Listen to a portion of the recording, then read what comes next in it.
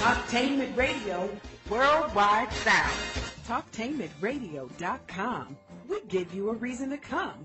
The world's greatest radio. We give you a reason to stay. Radio, the way it should be heard. You got the power. The views and opinions expressed are those of the host and guests and not necessarily those of Talktainmentradio.com, 3MR Production, its ownership, management, or staff. We got the power, the power, the power, the power.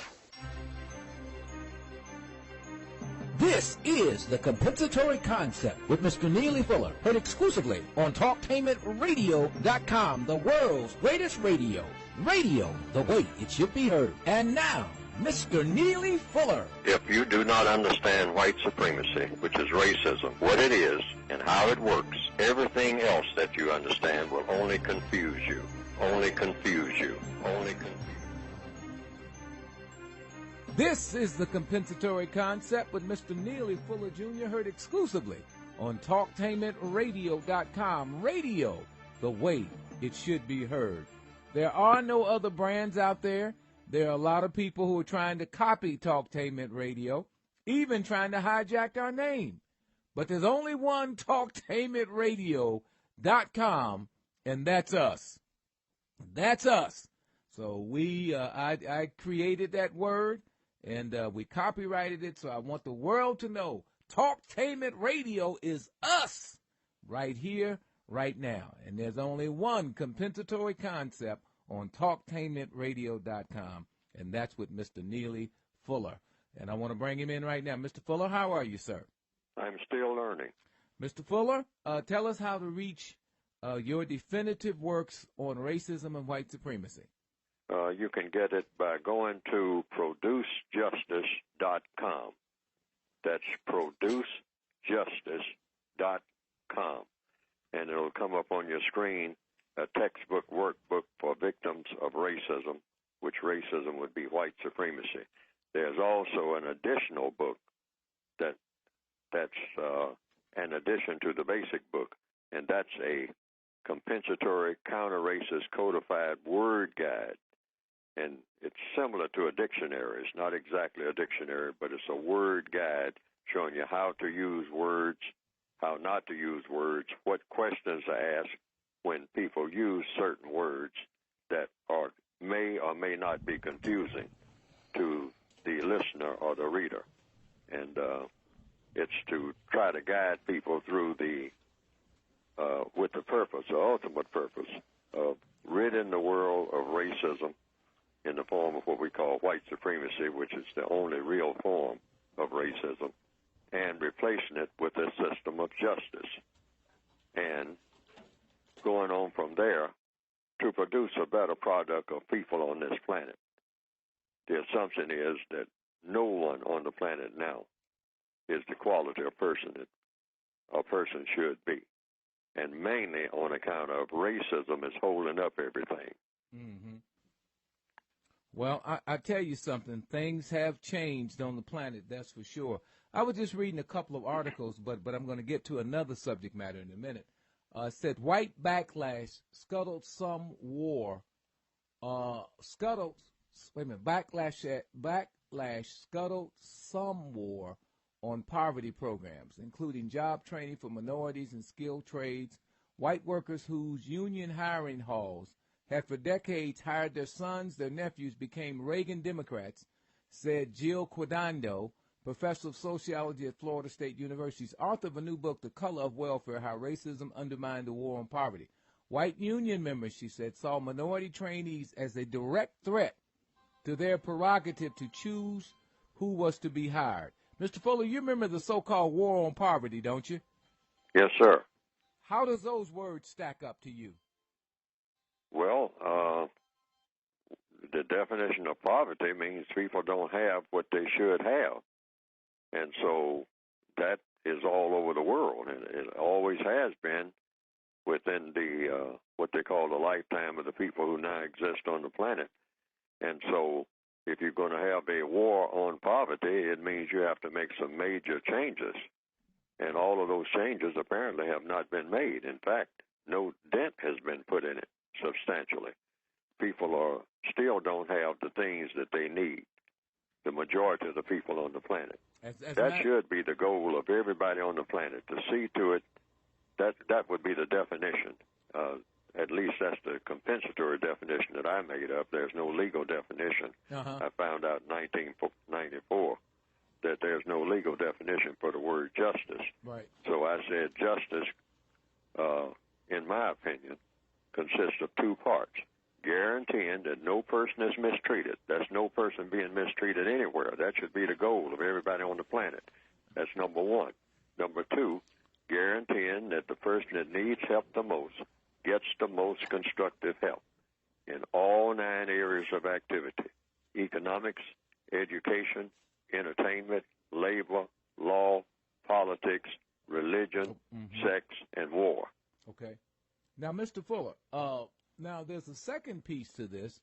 It says this piece comes from Black Agenda Reports, which I think is an excellent website in terms of giving us up-to-date, timely information from a black perspective, a perspective of looking at searching for truth and justice. The War on Poverty accomplished many of its goals, according to Annalise Orlett, professor of history at Dartmouth University and co-editor of the War on Poverty, Grassroots History, 1964 to 1980. She goes on to say, President Lyndon Johnson's Community Action Program made enemies. It shook things up when poor people demanded representation in school boards and housing boards and welfare boards, said Orlett. The War on Poverty was attacked not because it failed, but because it succeeded. I can remember, Mr. Fuller, coming up during this era of time, and I remember being on the Model Cities. I don't know if you're familiar with the Model Cities program, the community action programs, and all of those programs back in the 70s and late 60s, where it did open some doors for folk. We were able to get on the housing. That's what allowed a lot of black people to take over, for example, the housing authorities in their communities. A lot of them were able to go on and get degrees that they never would have gotten, particularly at white universities. So it would appear that what was working for some reason was pulled back only after about 10 or 15 years. Mr. Fuller. Yes, well, the whole premise of white supremacy is arrogance. To glorify arrogance, to glorify royal arrogance. In other words, holier than thou. That's the whole principle, that you walk around and beat on your chest like Tarzan and say, I'm king of the world, and there are people, a whole category of people that I can stand on the highest mountain and look down on and say disparaging things about.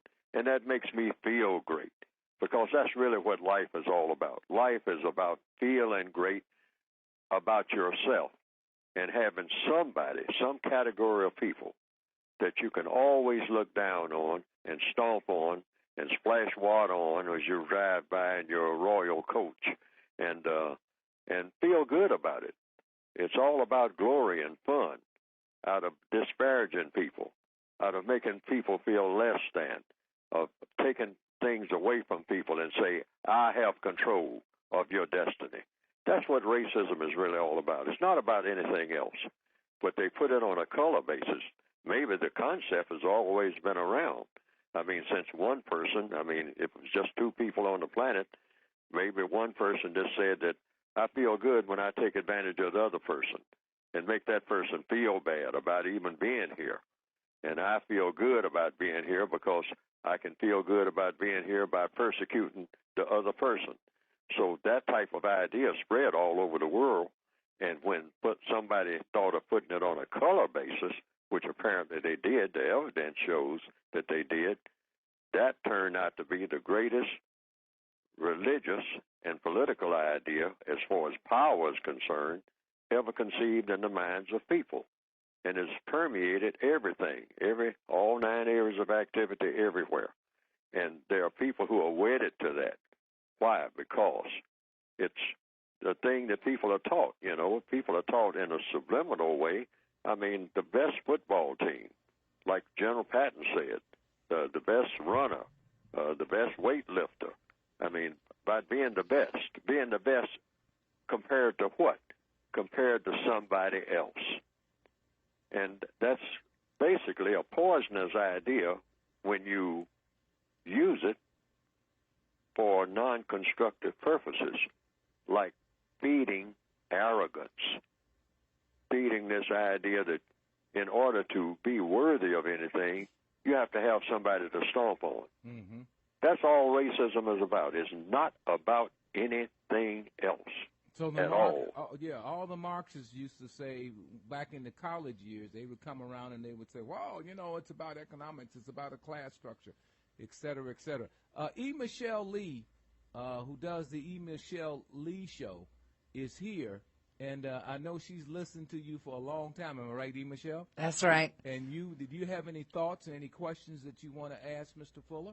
Well, I would like to present a concept of the welfare state of mind, though, where the continuance of pushing someone down by allowing them to be fed all the time, not allowing them to have the exceptionalism that America is all about, I think continues to enable poverty instead of come out of it. And from the 60s, when from Lyndon B. Johnson. Tell Mr. Fuller a little bit about your background so that he can get a sense of the context of where you're coming from. Well, in my background, I was an interracial couple, and I have biracial children. And, one of the things that really set me straight one day was when my 9-year-old said to me, Mom, you just don't understand. You only understand, and this was after the cross burning that we went through, and they burnt my mom's house down because we were visiting there in Illinois. Mm-hmm. And I tried to understand and tried to, always teach my kids, be proud of who you are, irregardless. And he said, but Mom, you just don't understand. You only feel it when you're with us. When you're not with us, then you're white again. Mr. Fuller, you want to respond? Well, no, there's no question there, but it's understandable that racism dominates everything. Racism in the form of white supremacy, that's the only form of racism, in my opinion. And that's what I've written about in my books, and I explain why. So there's no such thing as black racism. We hear that all the time, yellow racism or brown racism. You're saying those do not exist? You can't have white supremacy and any other type of supremacy in the same universe at the same time. You might have it on some other planet or some other universe or something like that. But when you say supreme, that means supreme. That means from wall to wall, floor to ceiling. I mean, that's infinite. And you can't have two supremes. See, that's the way that works. You can't be a prisoner and a warden at the same time. You're either a prisoner or you're not. And if you're classified as non-white on this planet, then you come under the system of white supremacy. It's an entire system that takes in all of the areas of activity. It's not supreme sometimes, maybe, on a Wednesday afternoon, and then maybe next day it's not. It doesn't go back and forth that way. I do have a question for you. It's always constant in all 9 areas of activity. And if you're classified as non-white, you are already a prisoner of war. You've already been captured. Nobody's in the process of trying to capture you. You're already locked down. You were born in prison. If you were born on this planet called Earth and you're classified as black, brown, red, yellow, or anything that comes under non-white categories, you come subject to the system of white supremacy. That's the way it is. It's a done deal. And so, but this system doesn't have to stay in place. A system, theoretically, that would be better is a system of justice, which everybody talks about. Everybody gives lip service to it. Even white supremacists talk about they believe in justice. But nobody makes any effort to actually guarantee that no person is mistreated and guarantee that the person that needs help gets the most constructive help. That people talk about it all the time. Every politician talks about it. And they'll do a little cameo effort worldwide for doing it, because that's what we're talking about, a worldwide system. But then everybody gets arrogant and really believes in, and they are really taught in all of the schools, to be royalistic. And the biggest form of royalism is racism. I would have to agree with you on that. And I heard something you said a little bit earlier about people just aren't nice anymore. They're pretty evil. And this has been a problem going on since the beginning of time with, racism in different forms. And I like what your goal is why can't we end it? And I think that, many times I myself have to say to folks when they don't understand my background, I don't go wearing it on my sleeve, and I just plain out say, hey, don't be a baiter, I'm not a hater, because I'm tired of the old aged argument, because what that says is that we're not going to be able to move forward and change things as long as we lay in the bed as, oh, poor me. So what are you suggesting that could be steps forward to stop this mindset of racism for any other color besides white, so that we can get both sides behaving so? Because, I don't think that people like Reverend Jackson or Al Sharpton are doing us any good when it comes to trying to make relations better. I think they make them worse. And if we get away from some of these key words like you're constantly mentioning, I believe we can do that. And the first thing is controlling our mouth. Mr. Fuller. Well, then it comes down to what's the procedure for doing that? Well, there's an old saying, I think it's Confucius that said it, the way to learn to play the flute is to play the flute. Right. The way to get rid of racism is to get rid of racism. Just stop saying that you're going to mistreat people or that you're going to make a distinction between people as far as how they are treated based on color. Right. That's all it is. It's a very racism is a very simple thing. It's not complicated at all, because all it takes is just a person walking down the street and say, now, that person is off distance, so I can't quite make out who that is or what that is, but it looks like a person. So then you get closer to the person. You say, oh, it looks like a male person from this distance. And so that's one category. And then you get a little bit closer, say, oh, it looks like a male person who has color in his skin. Now, boom, that's when it really gets serious, because that's a male person with color in his skin. How do you relate to a male person with color in his skin? That's the question that is asked every minute of every day by everybody on the planet when they approach what appears to be a person off distance. Off distance, it may look like some type of object and whatnot, because it's not moving maybe. But when you get closer, you see that it's a person. Then you might ascertain that it's a person of a certain gender, meaning usually male and female. How about width and height? Yes, right, width and height. I've always had that issue every now and then. Then you look most of all for the color of the person. And as long as that is the dominant thing that you look for among the people of this planet, that's the dominant thing you look for among the people of this planet, we got a problem. But let me ask you this. In all honesty, in today's age, when you expect that, these things should not be so, don't you believe that the culture who complains about it most does it the most? They set the precedence of always claiming the race card, and that keeps it in the memory of and the forefront of the mind in others to, point out what it is that they're claiming the race card on. Mr. Fuller? Okay, who are the people who, what you call, play the race card? Well, I'm careful with this one, but let's talk about the president. He claims it quite often.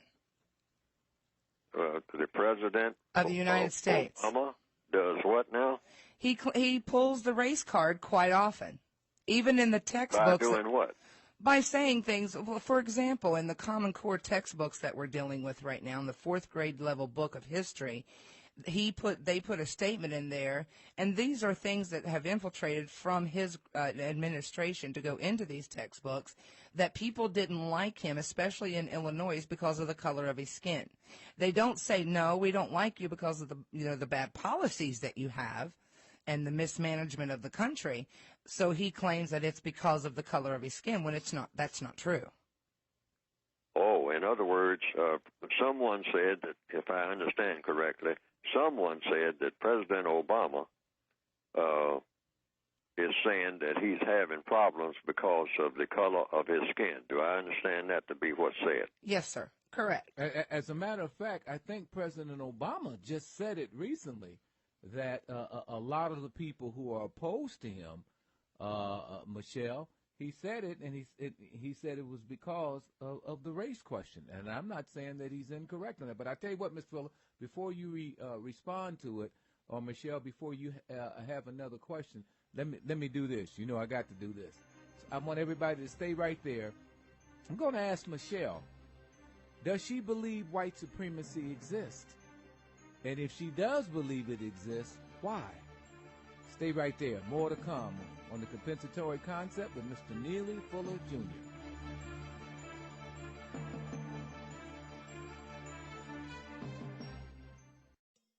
Talktainmentradio.com is the premier internet radio platform offering 40-plus talk radio-style programs professionally produced, optimized for online distribution, featuring Columbus, Ohio on-air personalities. Talktainmentradio.com offers listeners diverse programming options covering topics such as arts and culture, love, life and relationships, technology, religion, paranormal activities, local and national politics, women's issues, alongside health and wellness. Listeners can access their favorite Talktainmentradio.com programs free of cost through the website. Download the TTR app to your cell phone and you can take us wherever you go. We have programs on demand to fit your schedule through our podcast. The address is Talktainmentradio.com. Richard Holt, research chemist, University of Rio Grande in southeastern Ohio. With your skin, you can see your condition. Richard's Remedy is a multi-purpose cream that works on a variety of skin conditions. I sell it in a 1-ounce container through the internet for $12.95 at richardsremedy.com. All major credit cards accepted. Call 937-607-4259 or go to email info@talktainmentradio.com for a free sample of Richard's Remedy. Hi, this is Bob Fitrakis, editor of the weekly Columbus Free Press. That's right, we're now weekly. If you don't like monopoly news, support your alternative newspaper, the Columbus Free Press. Read it and advertise. Keep the dream alive. The Free Press, bringing you the other side of the news since 1970. Now more than ever. Call us 824-3853. Pick it up at your favorite newsstand. The Columbus Free Press. Keep the dream alive. The United Independent Compensatory Code System concept by Neely Fuller is considered as one of the substantial and basic books for understanding and effectively countering racism. Neely Fuller will turn upside down everything you've heard and everything you think you know about racism and how it works. Call area code 202-484-5461. 202-484-5461. Hey, Carol, that's your third espresso. What's going on? I've just been to my doctor, and he's ordered lots of tests. Blood work, scans, x-rays. Why? Is everything okay? That's just it. I don't really know the whole story. Well, I think the best thing you can do is get more involved in your own health care and get some information. How do I do that? One of the most important things you can do for your health is to ask questions. Be an active and informed member of your healthcare team. Remember, your healthcare is about you. For starters, you should ask what condition you're being tested for, how the tests will be done, how soon you'll get the results, and what happens after that. Learn more about what questions to ask about medical tests and other aspects of your health care. Get the brochure, Be Prepared for Medical Appointments, available at ahrq.gov/consumer. That's ahrq.gov/consumer. A message from the U.S. Agency for Healthcare Research and Quality. This is the compensatory concept with Mr. Neely Fuller, Jr., heard exclusively on Talktainmentradio.com. Radio, the way it should be heard. And joining me, of course, is Mr. Neely Fuller. And sitting in with us for the first time no, it's not first time, but first time that she's had a chance to talk to Mr. Fuller is E. Michelle Lee. And E. Michelle, I asked you a question. But, during that time that we were talking, here's my concern about people who say that President Obama, every time when Trayvon Martin was killed, President Obama said that could have been my son. And immediately everybody wanted to say he was playing the so-called race card without defining what the term race card means. I mean, that's who invented that word? Where did it come from? What's the purpose of it? I've never seen a race card. I've seen a deck of cards, but I've never seen a race card. So it's hard to respond to what in God's name that actually means, Michelle. But just because he makes a statement, he could have been his son. How is that, how is that race? When a white politician comes into a place where there's a hurricane and he's hugging up on the white people who are there, and Bill Clinton says, I understand your pain, nobody said he was playing the race card. But when Obama tries to even identify with a situation or to tell the truth about his condition, automatically white people want to say, oh, he's not all of them. Some of them want to say, oh, he's playing the race card. So you kind of got me confused. But, Michelle, I want to ask you a question. Mr. Fuller has said for years that white supremacy is real, it exists. My understanding is, I don't know whether do you believe white supremacy exists currently on the planet right now, and if so, why? I do believe that it exists. Why? Because it continues to be at the forefront of the conversation, and some people just refuse to change. And another thought that I have about that is back what Mr.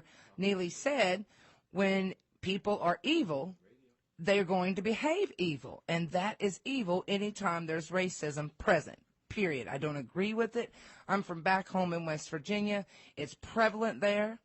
And there's certain areas that people still don't go in after 5 o'clock, because if it's wintertime and 5 o'clock, it's dark, and you want to come on out. So what you're saying is that what Mr. Fuller has been postulating for all of these years is absolutely correct. Absolutely. If you look at the financial power, if you look at the economic control around the world, so you're saying essentially nothing has changed. Is that correct? I wouldn't say nothing has changed. I mean in terms of who controls the planet.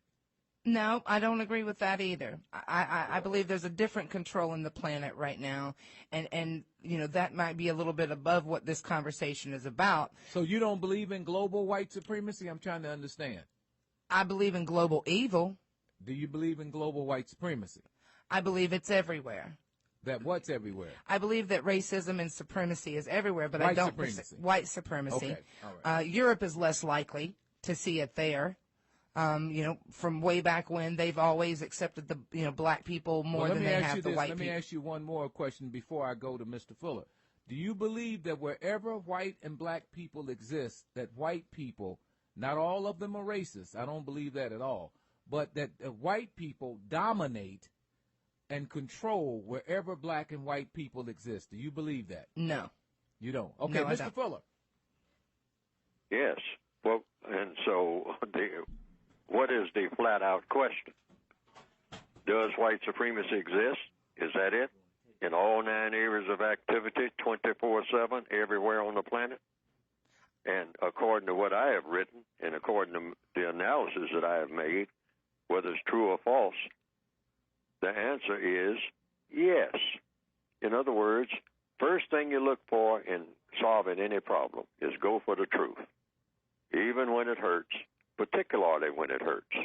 Go for it anyway. You go to a doctor's office, first thing you want to know is, give me a diagnosis. That's why I'm in the doctor's office. I got a problem. Now, whether it's in politics or in medicine or anything else, in science, if you're going to solve a problem, you got to be straight up about it. You can't half-step. If you do, you start doing what people do when they are fooling themselves, and that's the essence of lack of self-respect. That also, something worse than that, and that is, that's not solving any problems. If the doctor makes a misdiagnosis, if the person has lung cancer and the doctor wants to say, well, because I like the person or because, I'm busy or because of this, that, and the other, I'm just going to give the person an aspirin and send them home. The person has lung cancer, and aspirin is not going to do it. So you got to make the correct diagnosis, and some people will go into a doctor's office. Most people don't like to. Some people will go in wanting a doctor to tell them something that's not so. No one, in my opinion, should ever do that. I don't intend to ever do that because I know at some point some doctor is going to say, hey, there's nothing we can do. I'm going to give it to you straight dose. There's nothing we can do. You're terminal. I understand that it's there. So it's the same with the thing. You want to make the diagnosis first, correct, whether anything can be done or not. Because the first step toward curing anything is to make the correct diagnosis. I'm saying, and people will disagree, but I'm saying all of the evidence shows, if you're looking for truth, the system of white supremacy is the dominant religious and political system on this planet now, 24/7, not half-stepping, not just going to some place called West Virginia and running into it every now and then. No, it's everywhere all the time in everybody, and everybody on the planet is affected by it tremendously. Not a little bit, I mean overwhelmingly, 24/7 all day long. Everybody on the planet, classified as white or non-white, is total conflict going on there. In essence, even when it appears to be tranquil on the surface, it's nothing but conflict. It's nothing but pure poison.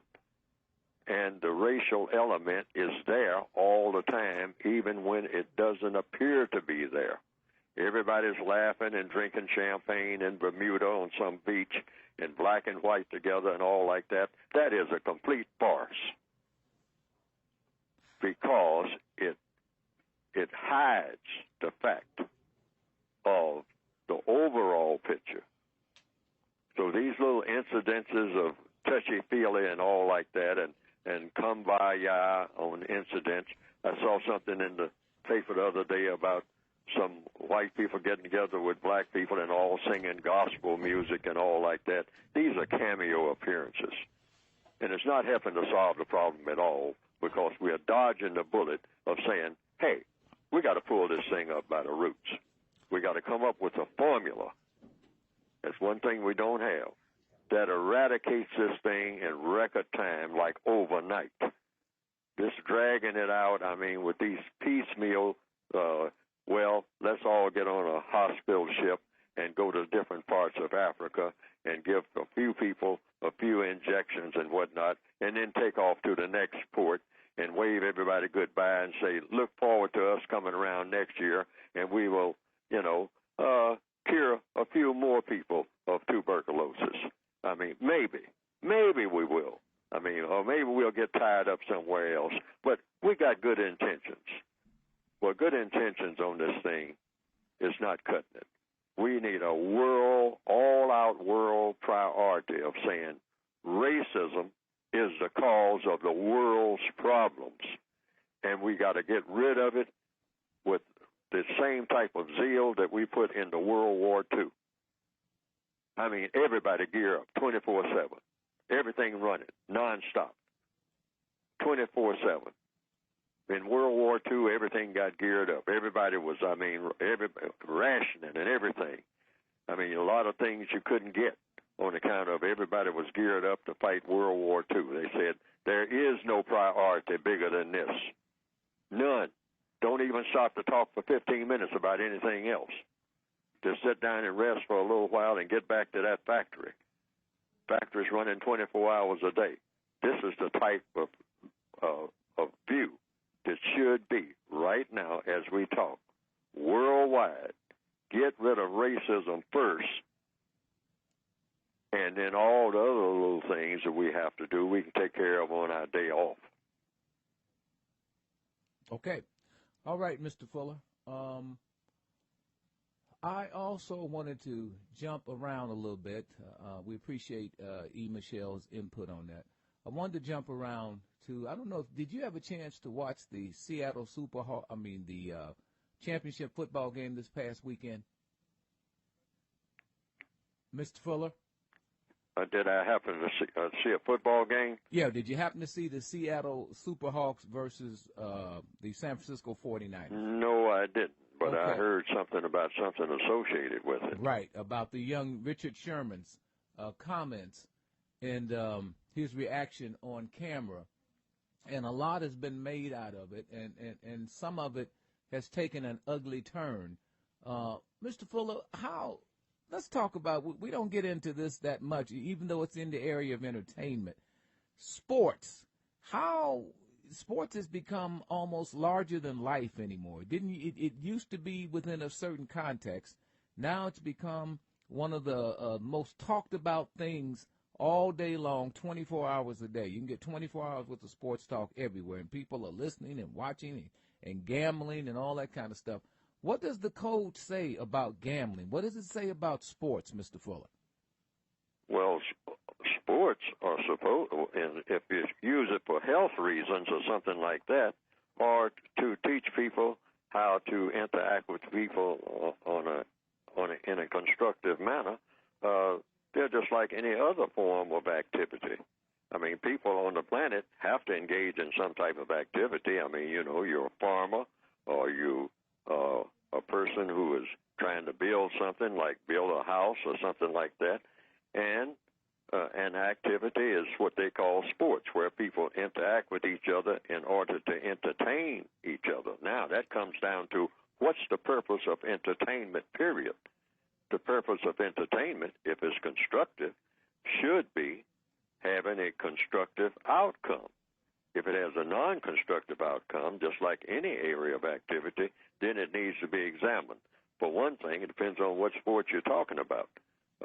I don't particularly care for golf, but I think golf has a way of teaching people discipline and concentration, and you're knocking a little ball around and sailing it through the air and all like that under somewhat, most of the time, pristine conditions.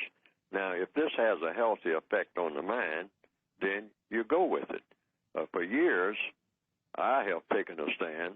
I mean, when people ask me about it, I say boxing shouldn't have never existed in the first place. Why?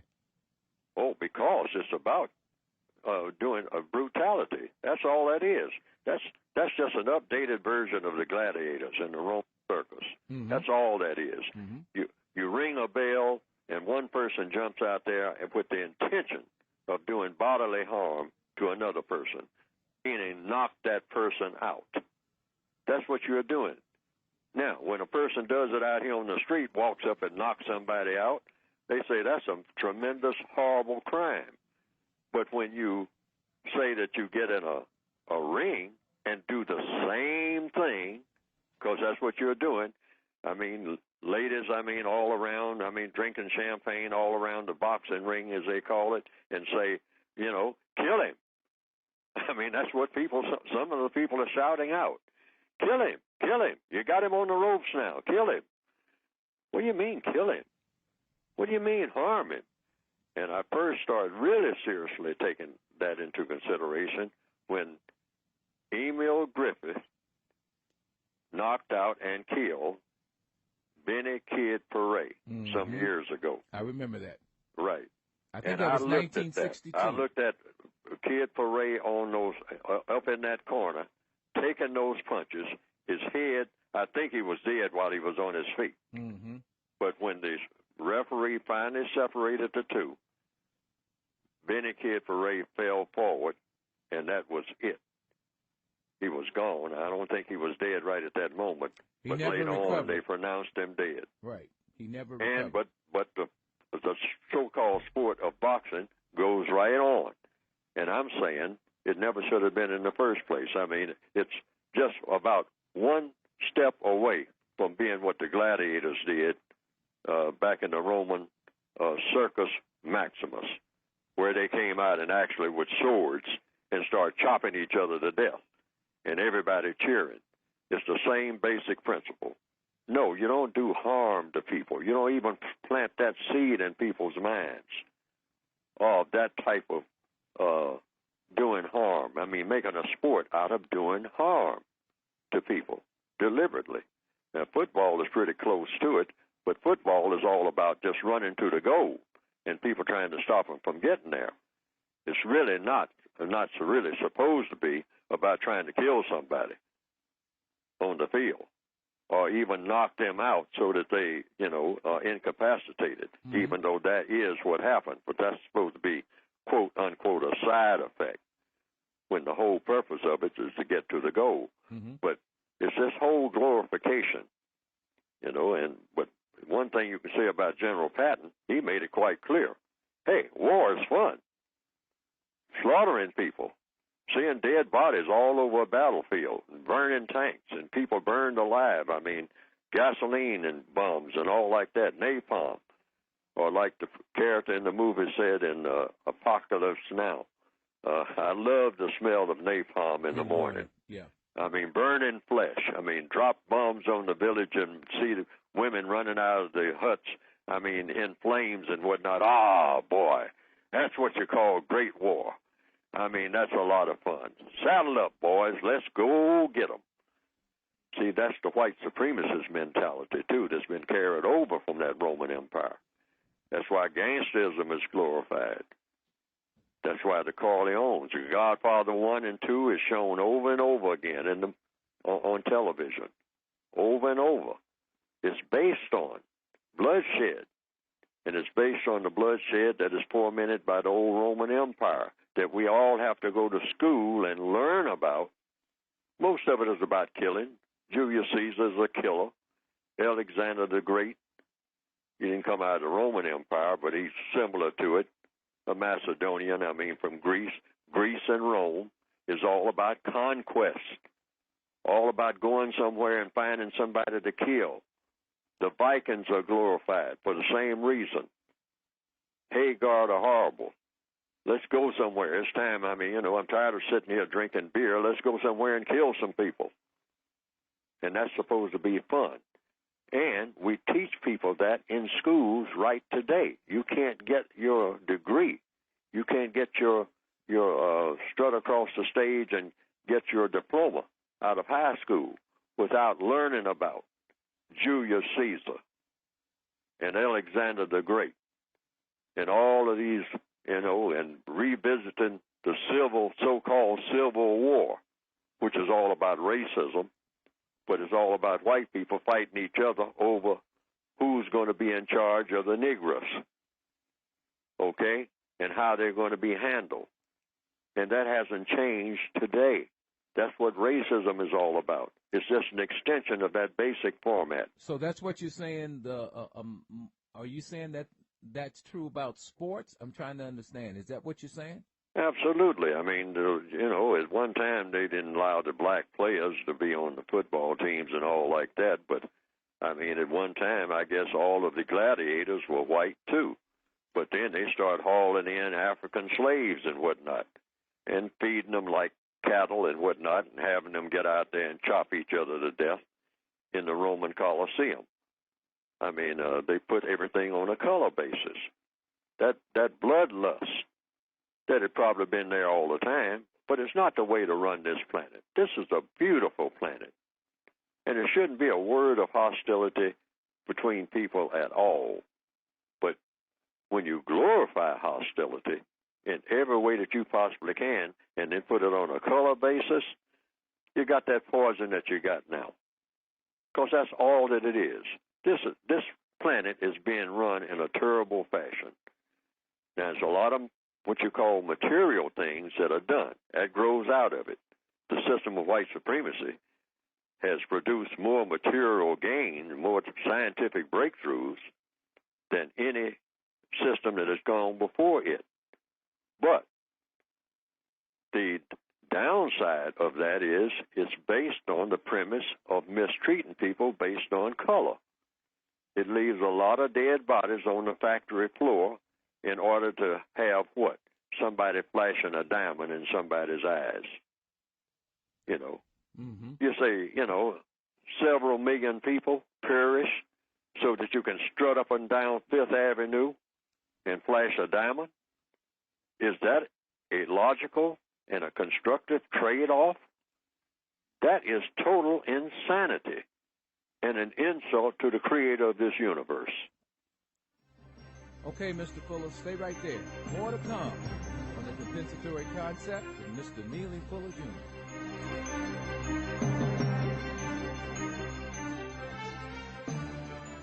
Hey, Carol, that's your third espresso. What's going on? I've just been to my doctor, and he's ordered lots of tests. Blood work, scans, x-rays. Why? Is everything okay? That's just it. I don't really know the whole story. Well, I think the best thing you can do is get more involved in your own health care and get some information. How do I do that? One of the most important things you can do for your health is to ask questions. Be an active and informed member of your healthcare team. Remember, your healthcare is about you. For starters, you should ask what condition you're being tested for, how the tests will be done, how soon you'll get the results, and what happens after that. Learn more about what questions to ask about medical tests and other aspects of your health care. Get the brochure, Be Prepared for Medical Appointments, available at ahrq.gov/consumer. That's ahrq.gov/consumer. A message from the U.S. Agency for Healthcare Research and Quality. Talktainmentradio.com is the premier internet radio platform offering 40-plus talk radio style programs professionally produced, optimized for online distribution, featuring Columbus, Ohio on-air personalities. Talktainmentradio.com offers listeners diverse programming options covering topics such as arts and culture, love, life and relationships, technology, religion, paranormal activities, local and national politics, women's issues, alongside health and wellness. Listeners can access their favorite Talktainmentradio.com programs free of cost through the website. Download the TTR app to your cell phone and you can take us wherever you go. We have programs on demand to fit your schedule through our podcast. The address is Talktainmentradio.com. We're cracking down on Medicare fraud. The health care law gives us powerful tools to fight it, To investigate it, prosecute it, and stop criminals. Our senior Medicare Patrol volunteers are teaching seniors across the country to stop, spot, and report fraud. You can help. Guard your Medicare card. Don't give out your card number over the phone. Call to report any suspected fraud. We're cracking down on Medicare fraud. Let's make Medicare stronger for all of us. Did you know that people born from 1945 through 1965 have the highest rates of hepatitis C, but most don't know they're infected? People can live for decades without symptoms, but over time, hepatitis C can cause serious health problems. If you were born during these years, the CDC now recommends that you get a blood test for hepatitis C, so talk to your doctor and find out if you have hepatitis C. It could save your life. No more. You got the power. All right, this is the compensatory concept with Mr. Neely Fuller Jr., heard exclusively on Talktainmentradio.com. I'm Brother Kahari, sitting in every week with Mr. Fuller. Mr. Fuller, let me see if there's anything in the last quarter of the show. Is there anything that's come up to your mind, or anything that you want to discuss, or anything that you particularly want to put on the table? We try to do that periodically. So at the beginning of this new year, let's see how anything that's come to you over the holidays, or anything since that has been particularly on your mind that you want to talk about. Mr. Fuller. Yes, racial classifications. I'd like to get to that periodically, and I'm doing it now because someone called me about it this morning. And I couldn't get the gist of it. It was rather vague, but some people have been suggesting that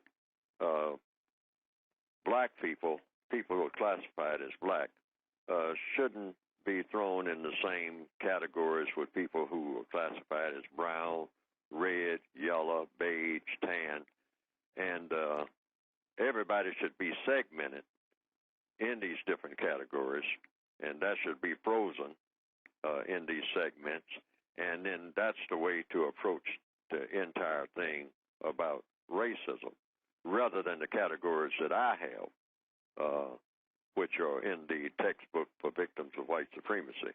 And it's just three categories: white, non-white, and white supremacists.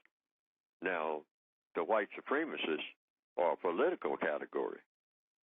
There's no such thing as a white, there's no such thing as a black race and a beige race and a yellow race or a brown race.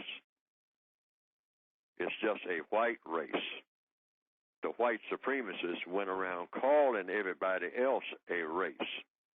If you ask the average person, when did they find out they were members of a race? It's because somebody told them. I mean, a person is born into this world, and somebody tells you what race that you belong to.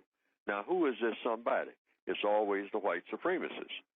They are the ones who say, we are white people, first of all, on account of our lightness in skin, but we're also a race. And all of these other people are going to be members of a race. Well, what other people? Well, the people who we say are not white. The people who we say are not white. Say, okay, who are these people? Say, well, we will say that we'll call some of them brown. We'll call some of them black. We'll call some of them yellow. We'll call some of them red.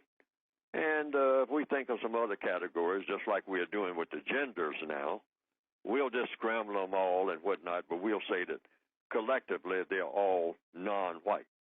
Okay? So I decided to go with that, the non-white category. All right? But within the context of fighting racism that they have already established. But I say the non-white categories are not members of a race. It's only one race, and that's the white race. See, that's the way, the strategy that I intend to use, and I think all non-white people should use it, because that puts all of the non-white people in a major category, rather than let the white supremacists determine that we're going to be black people and brown people and red people and yellow people. No, you can't have it that way, because that's to the convenience of the white supremacists. Because you even have black people going around saying, well, yeah, black and brown people. When if you look at most black people, including in Central Africa, most black people are brown. If you're talking about color here, what are we talking about? Are we talking about color, or we are talking about hair texture? We're talking about color.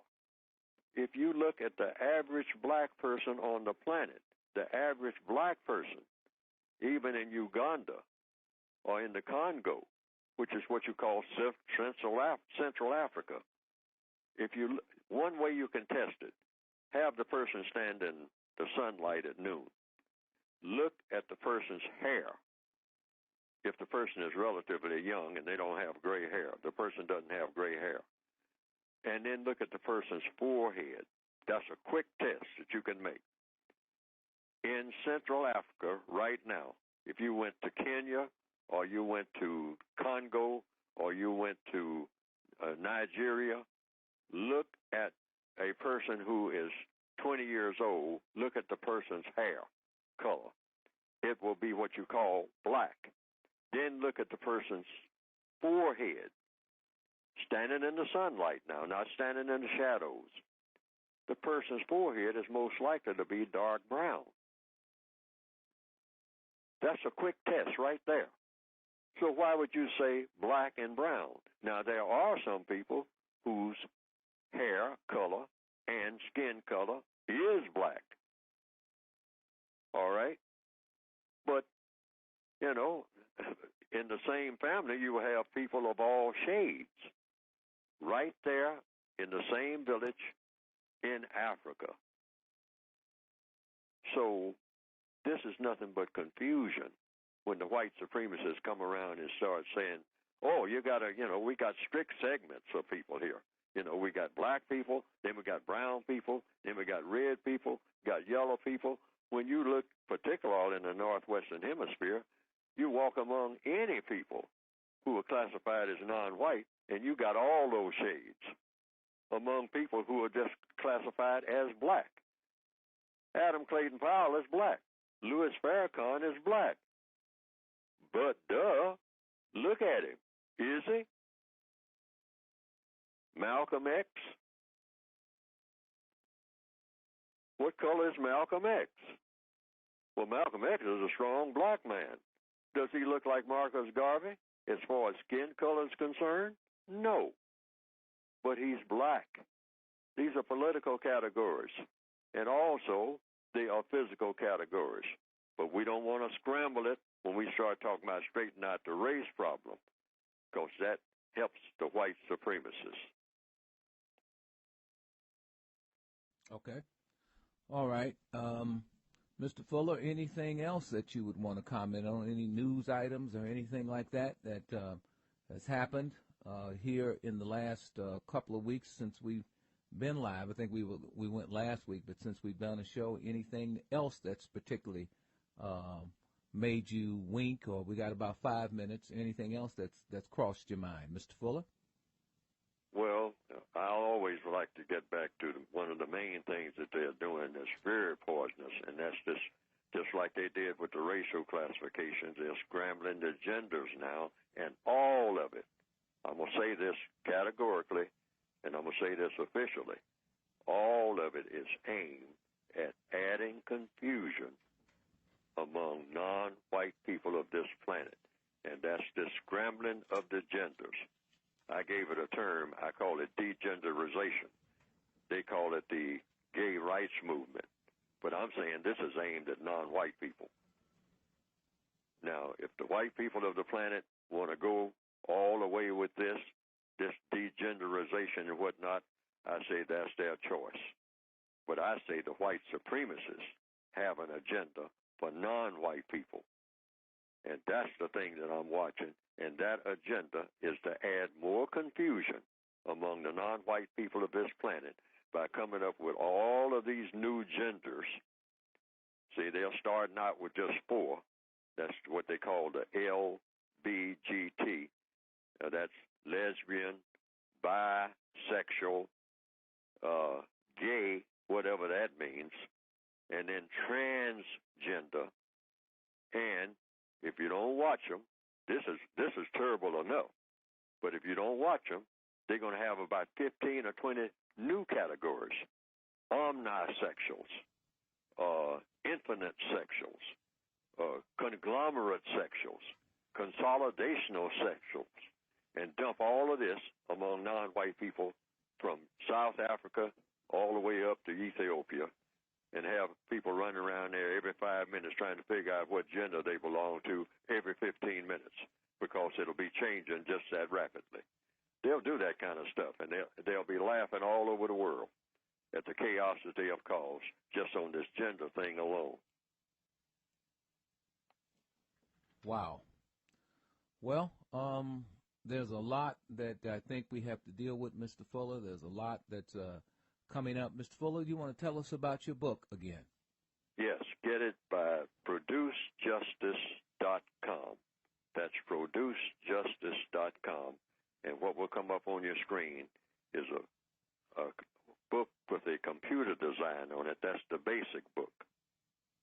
This textbook, workbook for thought, speech, and action for victims of white supremacy. Mm-hmm. And white supremacy is considered to be racism, the only form of racism. And it gives an overview of, from my viewpoint, what racism is and how it works, and what each individual person can do about it. The book is addressed to the individual person on a day-to-day basis. I didn't get a chance to go into details on that in this discussion, but I try to do that on the ongoing discussions on this program. Mm-hmm. And, of course, also in the book. The other book is an addition to the basic book, and that's a compensatory word guide, because the glue that holds this whole system of racism together on a day-to-day basis is the way they use words. Okay. Mr. Fuller, thank you so much. We appreciate you being a part of what we're doing here, and We'll look forward to talking with you next week, sir. And thank you again. Mm-hmm. Sure.